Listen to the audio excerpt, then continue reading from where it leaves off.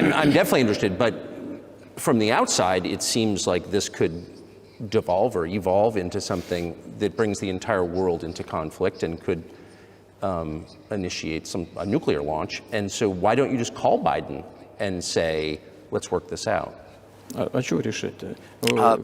Solve this how? Solve what? Because everything actually is very simple. We've got contacts at the level of different agencies, and I'm going to tell you what we're trying to, what kinds of signals we are sending to them. And what we're saying is, if you want this over, you have to stop the supplies of weaponry, and everything is going to end in several weeks, and then we can agree on the terms. It's as easy as that. So no need to call for that. And what messages do you get back? Well, asking them for that, for what? Because yes, they are gonna supply this and this weaponry to Ukraine, and well, we're not afraid. Okay, do that. Do you think NATO is worried about this becoming a global war or a nuclear conflict?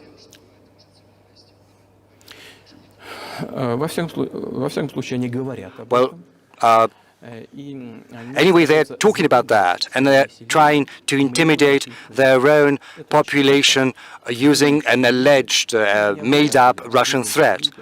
And still, thinking people and analysts, those who work in politics, understand full well that this threat is simply fabricated. They're trying to fuel the Russian threat. What I think you're referring to is a Russian invasion of Poland, Latvia, expansionist behavior. Can you imagine a scenario where you sent Russian troops to Poland? In only one case, if Poland decides, if it invades Russia, because we have no interests in Poland or in Latvia, so why do that? We have no interests, only threats. Well, the argument, I know you know this, is that, well, he invaded Ukraine, he has territorial aims across the continent, and you're saying unequivocally you don't.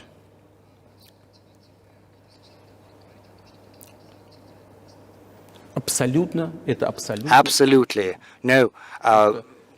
I rule this possibility out. You don't have to be an analyst, because that goes against common sense, to get involved in a global war.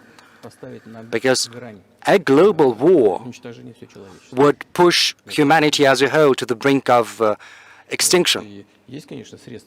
Yes, there are means of deterrence. That's true. They were making threats saying that Russia would use tactical nuclear weapons tomorrow or the day after tomorrow. But these are, well, it's just like a boogeyman for rank-and-file citizens to make the U.S. taxpayers, the European taxpayers, to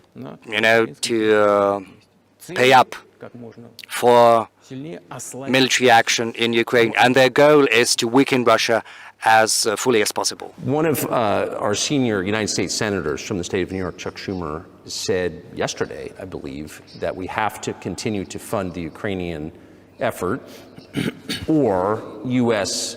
soldiers, citizens could wind up fighting there. How do you assess that? Well, I think it's provocation, and a cheap one to boot.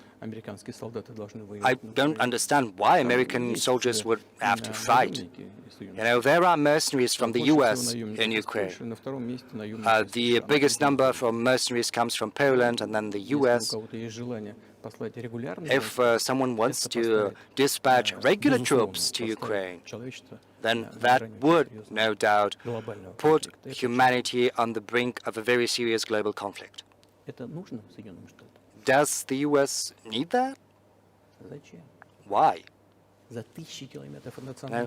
Fight someone thousands of kilometers from your national territory. Don't you have other things to look into? I think there are issues on the border, issues with migration, with external public debt, like to the tune of more than 30 trillion US dollars. There are other things to do. Isn't it better to come to an agreement with Russia? Given the current developments, given that you understand that Russia is going to fight for its national interests until the very end. So this should compel us to get back to common sense, to have respect for our country, for our interests, and to search for solutions. I think this would be far smarter and far more sensible.